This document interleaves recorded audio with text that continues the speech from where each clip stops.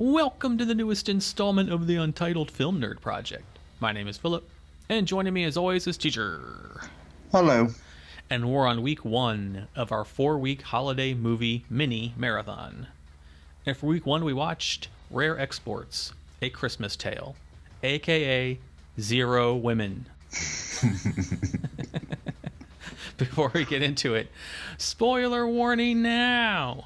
If you want to avoid spoilers, skip ahead to the time code you see on the screen. I'm going to breeze through cast and crew rundown because I don't know anybody. I did research, and I don't know anyone from anything. Also, all these names are Finnish.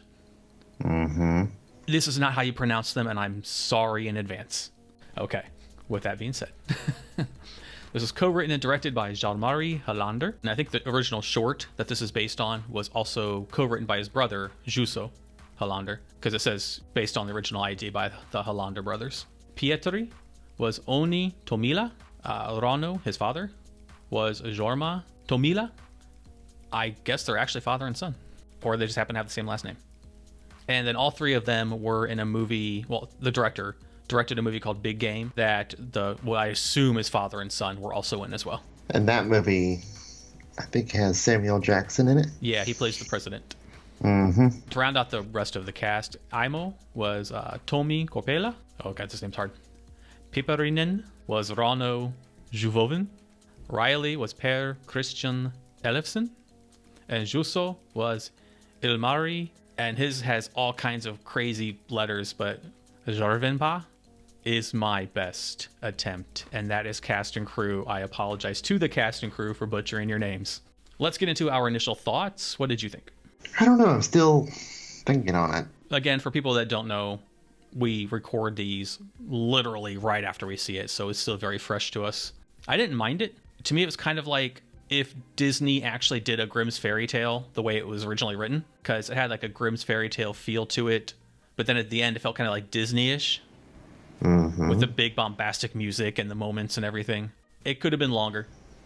I think that's my number one complaint, but what I saw I did not dislike. Yeah. And for the budget they had, I think they did a good job. Yeah. Oh, yeah. Yeah, definitely on that. It's one of those, didn't love it, didn't hate it. I'm not a huge fan of holiday movies in general, so this month is going to be interesting from my point of view. But I don't regret seeing it. Yeah. And I'll give it a solid B if I was going to grade it. Like, it's always been on to-do list, and I'm glad that I finally watched it. Yeah. It was entertaining. But I have some issues. Okay. Which we'll get into. Yeah. But those issues aside, I mean, it was still entertaining. Yeah. So. I certainly wasn't bored, and I wasn't on my phone, so that's always a good sign. All right, well, speaking of our breakdowns, let's get into them. What was your favorite scene? Mine is actually a couple. Okay. First one being when it was kind of revealed that the old man was not Santa Claus and that he was actually an elf. Yeah. I thought that was a really cool reveal. Yeah, same. And then the idea that the elves were just all these old men lurking in the woods. And that my other favorite scene was that shot of when they had all the kids in the sacks transporting them by helicopter. Yeah. And you just see like 100 of those old men running in the woods. That was super fucking creepy. I wrote a bunch of naked old men chasing after a little boy. It was weird. Like if you take the mythology out of it, or even if you had the mythology of Santa is fucking weird. Yeah. But if you take that away from it, it's even fucking weirder. Yeah. I couldn't help but watch the movie from like dual points of view. Like the fantasy and the reality. Both were creepy, but one's way, way, way fucking creepier. Yeah. I liked both of those scenes as well. I think my favorite overall scene, though, was the reveal of Santa. That was cool. Like, good job. I don't know if it was CGI or however they did it. It was really cool looking. Just this big giant thing in ice with horns. I was like, oh shit. This dude is not. This dude's no joke. This dude is no joke. But I'm gonna be putting cardboard on my ass. Like, but there's also other things. I liked the reveal of Santa, or the elf, what we thought was Santa, being in the trap. I like the entire scene, the whole scene of Santa in the kill barn or whatever. Yeah. I like that whole part with the friends, like Mr. Glasses dude dealing with him, and then other guy coming in, and I thought that was kind of cool. And I liked the scenes that you mentioned as well. So, yeah. All right. If any, holy shit moment. I guess for me, it might have been just going back to the favorite scene, you know, just the initial reveal of the old man that we've been thinking is Santa Claus this entire time is just a little helper. Right, yeah. I thought it was an interesting take on, you know, the idea. I think mine were more minor. Like, I liked the reveal of what we now know were elves taking the sacks but not the potatoes. Thought that was clever. It wasn't like, oh my god, but it was so like, oh wow, I wasn't expecting that. And it made sense, because then the reveal later of them taking all the fucking kids was like pretty much the holy shit moment. And then I guess them cutting his horns off. Yeah. I was like, whoa, dick move, but okay. And yeah, that's all about all I got. This wasn't big on. I mean, there were some cool moments for sure, but it wasn't like, oh my god. All right, I'm interested in this one. What are your mediocre moments? Yeah, it's moments. So first initial thing is the poor use of slow motion for dramatic purposes. Yeah, I'll give you that. Yeah, it didn't work. Yeah, that was like Lifetime Network movie use of slow motion. Well, it was just awkward. Yeah. Use of it. It was just like the kids talking slow-mo. Why? Yeah. It didn't make any sense. It's like they found out a new plugin and they tried to use it. Like, we can do slow motion now. Let's use it in random spots. And then the other thing is just that ending. It was a weird ending. I had to really just go into Disney mindset. Like, this doesn't make any sense. This is a little fairy tale. Yeah. I have to treat it like that, because if you think about it logically, yeah. What? They're shipping live people? Like, who the hell are gonna buy 198 naked old men? Like, who bought them? Where that have been brainwashed? Yeah, for a year being taught how to. Oh, that was creepy as fuck. I just, like, no Santa does that. Like, if your mall Santa's like cuddling your child and like stroking their head and like going, they're gonna be arrested. So they're setting them up for failure. Yeah. Side note, on a personal note, as a child, I was terrified of Santa. Really? Yes. I guess I really picked up on the stranger danger. Yeah, it's a weird. Yes. Weird. I agree. Yeah, I had to let it go, though. I get what they were going for. The whole entire movie was just kind of like a kind of ridiculous take on it anyway. So I'm like, you know what? It's fine. In this universe, there are people who buy brainwashed, old, creepy pedo men and make them into Santa Clauses, because I have to let it go, or it's going to bug me. Because I was also like, where did they get the capital for that plane? And for the cardboard and the boxes and the logo. Yeah. Good job on the logo, but I mean, did they get paid in advance? Yeah. And by whom? Like, that's still bad. Like, who bought them? Like, who in Zanzibar is buying a fucking? Okay. Yeah, it is mediocre, but I have to let it go because I understand the spirit of the movie, and it is what it is. But it makes no fucking sense. So yeah, once they were like, what are these worth? I'm like, how are you gonna sell them to anybody? Yeah. I just it kind of it turned a corner there, and yeah, it just so yeah, I don't know what else to say about that. It is what it is. I couldn't take the movie too seriously.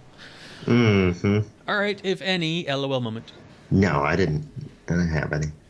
I had two LOL moments. One was the shot. It starts off as a like a wide shot, and it pans up, and the four of them are sitting there eating gingerbread as Santa's tied up.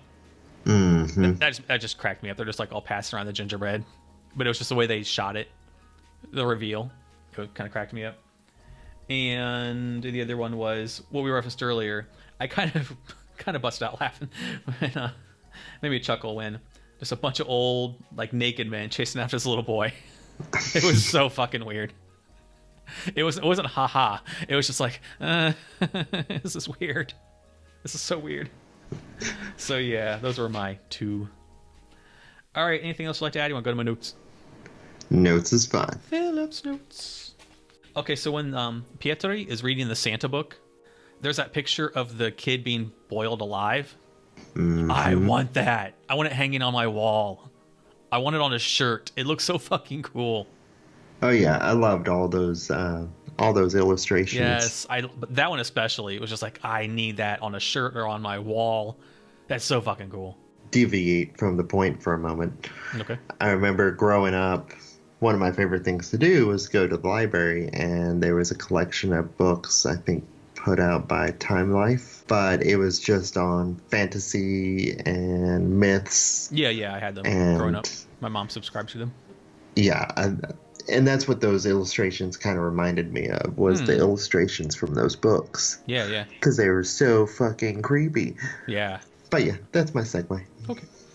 There was a moment where they said, the guards have been instructed to shoot anyone. Here, let me take my son with me. That was weird. I like the line, the Coca-Cola Santa is a hoax. Mm-hmm. It's like awesome because it's so fucking just bullshit marketing. I thought that the wooden doll things that the elves left were cool as fuck. Yes. And I want one. Mm-hmm. And then when I thought that the guy was Santa, I was like, oh, Glasses Dude has all the Santa outfit on. So it's like Jason getting his hockey mask and machete back. Mm-hmm. This is how Santa's going to get his suit back. I thought that was kind of cool at the time. And seriously, if Dude tried to bite my ear off, I'm out of there. Mm-hmm. Bye.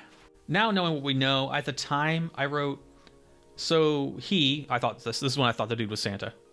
I wrote, he killed like 4 construction workers at once. Why did he let himself get tied up? He could just kill them all and taken Pietri. Mm-hmm. And been done with it. That was kind of weird. It could have been like a lot of elves that attacked them, so we don't know. I thought it was kind of funny is like when the helicopter was transporting the kids, I wrote, those poor kids. And B, if that line breaks, there goes like the future generation of that fucking village. Uh-huh. But like even during that scene, I was like, 1, so this guy knows how to fly a helicopter? Oh yeah, well you have to just go with it. And 2, that's a bag of hypothermia.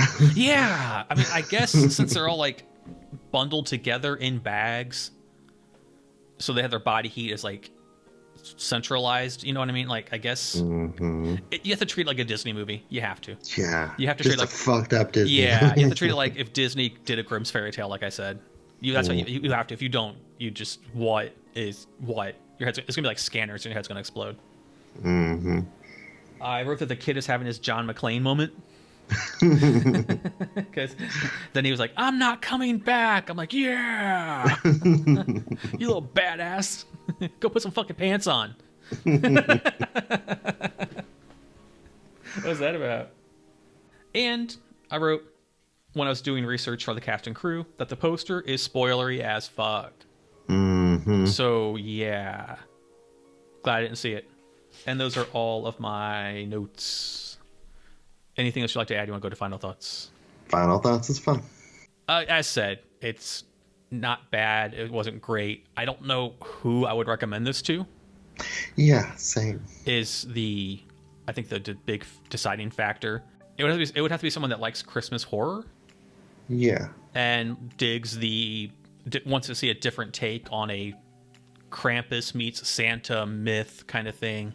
Mm-hmm. It didn't realize its full potential, in my opinion, but what it did competently enough that I don't have very many complaints. The ending aside, that was weird, but I'm not angry for watching it. I don't think I'd ever have to watch it again. Yeah. And yeah, that's that for me. Yeah, like pretty much all the sentiments you mentioned. Like you said, as far as who to recommend, like, you know, my one friend that tries to find kid-friendly horror movies for his kids to watch. Like, in some ways, I want to recommend this, but then there's all the nude dudes. Yeah. We got way too much like old man schlong at the end. Yeah, way too much. Did not need to see them being hosed down. Yeah, but thank you for that, Mr. Hollander. So yeah, I mean, it was an entertaining Christmas horror movie, but I've seen better. True. Yeah. But I mean, they tried and they did a decent job. Yeah. So, you know, good for them. Okay, well, that takes care of final thoughts. But before we go, as it pertains to rare exports, what did we learn? I learned that when I said that I wanted to watch rare exports, I never expected for me to see so much nude old men. If that's your thing, audience, if you are into like older, dirty dudes, this movie is for you. I learned that Santa Claus is the most evil pedophile ever. Case closed. Well, that wraps up this episode. Thank you for listening. If you've seen Rare Exports, tell us what you thought of the movie in the comments below. What did you think about, you know, the take on the mythology that it went with and all the naked dudes and the weird ending? Let us know in the comments below. If you liked the video, please hit the like button, share with your friends or cool people who might dig the Vizcast, and please subscribe to the channel, including hitting that notification bell to stay up to date on the newest content. Speaking of, next week of our holiday mini marathon will be Into the Dark episode 3, Puka. I have no idea what this is about, so we'll be pleasantly surprised next week. So until then, once again, my name is Philip. And I'm TJ. And we'll return next week to talk about Puka. Goodbye. Bye.